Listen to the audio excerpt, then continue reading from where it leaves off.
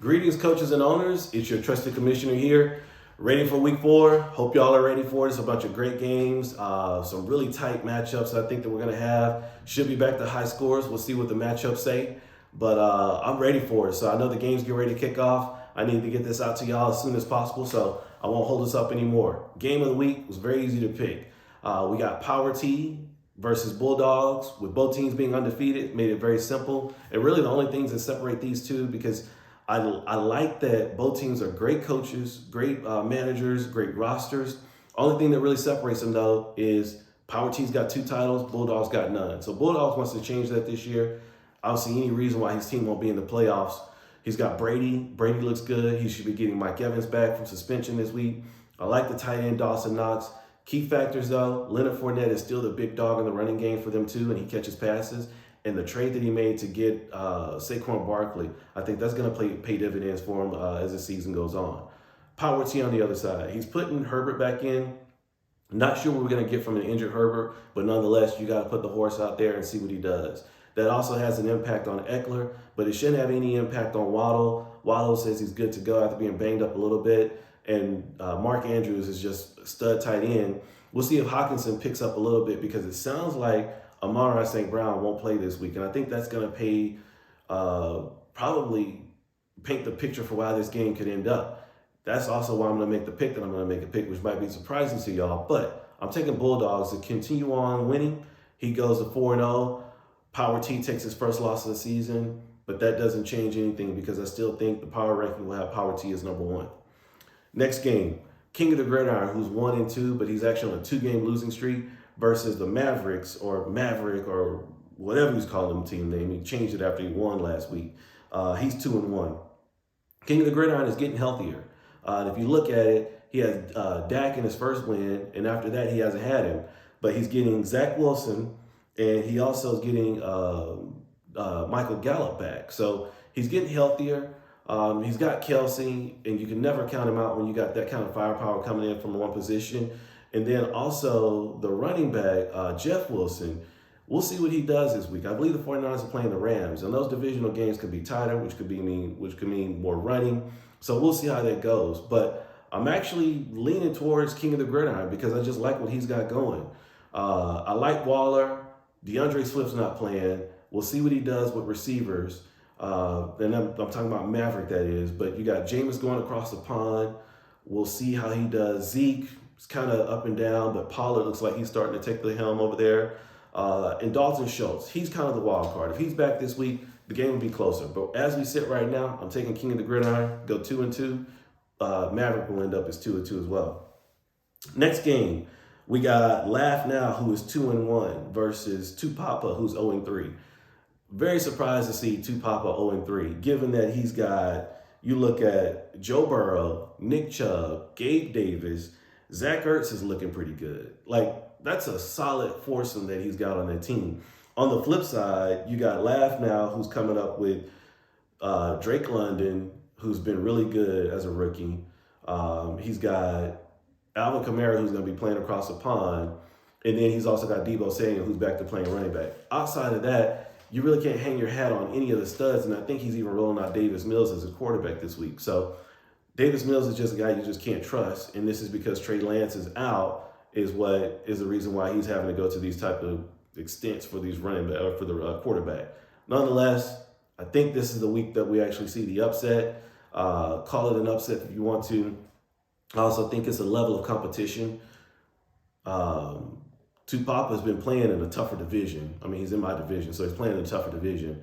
I think on the other side, Laugh Now just hasn't had the competition, and I think he's going to start to see it outside of it. So that's why I'm taking Tupapa to go or get his first win, and Laugh Now get his second loss of the season. Next, we got the 2-1 Swagner versus 2-1 Infantry Warrior. This is going to be a great game, and these are two teams that are similarly set up too. I like the quarterback matchup. They have some similarities with Kyler Murray versus Tua. And so, real quick, let's look at what Swagner's got. Swagner's got Kyler, Jamal Williams, who is going to be subbing in for DeAndre Swift. Look for him to giddy up this week. Cooper Kupp's always a solid play.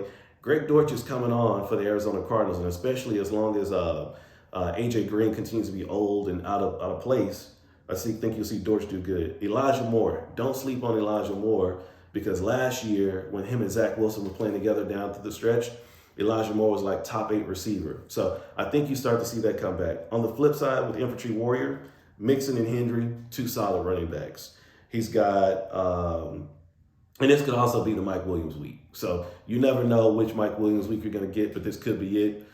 Nonetheless, I'm taking Swagner to get the victory. Swagner goes to 3-1. Infantry Warrior takes the second loss of the season. Next up, Fire Dogs at 2-1 versus Baker King, who's 1-2. This right here is one of those games where it's kind of tricky. So even though Fire Dogs comes in with a better record, Baker King is probably the way better team. Here's why. Fire Dogs, he's averaging 175 points. Baker King is averaging 226 points a week. Baker King is tied for the 3rd most points in the season with STL. Fire Dogs on the other side is tied for the 3rd lowest point total in the league. I forgot who he's tied with.